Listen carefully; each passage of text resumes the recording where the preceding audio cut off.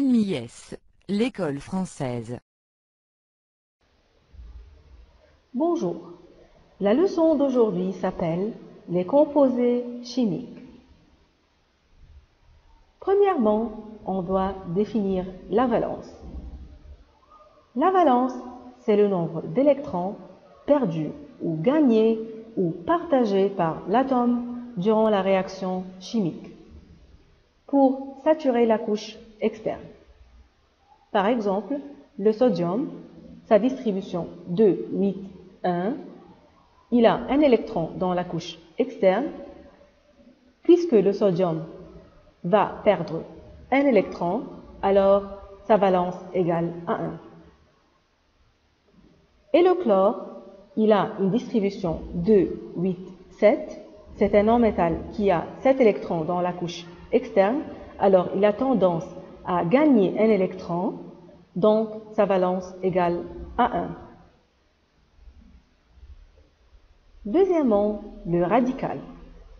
Le radical, c'est un groupe d'atomes de différents éléments liés ensemble et qui se comportent comme un seul atome durant la réaction chimique. Il se comporte comme ça du point de vue valence. Chaque radical a sa propre valence. Par exemple, le carbonate CO3 a une valence égale 2, le sulfate SO4 a une valence égale 2, l'hydroxyde OH a une valence égale 1, le chlorure a une valence égale à 1, le nitrate NO3 a une valence égale 1, le bicarbonate HCO3 a une valence égale 1 et le phosphate PO4 aussi, il a une valence égale 3. Genre de composés chimiques. Premièrement, on a les acides. Les acides, ce sont des composés chimiques qui font rougir le tournesol. Les matières qui s'ionisent dans l'eau, donnant des ions d'hydrogène positifs, s'appellent des acides. L'acide égale hydrogène plus un radical. Par exemple, le H2SO4 qui est l'acide sulfurique et le HNO3 qui est l'acide nitrique. Deuxièmement, les bases. Les bases, ce sont des composés chimiques qui font bleuir le tournesol. Les matières qui s'ionisent dans l'eau, donnant des ions d'hydroxyde négatifs, sont nommées les bases. Par exemple, le NaOH, qui est l'hydroxyde de sodium, et le MgOH2, qui est l'hydroxyde de magnésium. Troisièmement, les oxydes.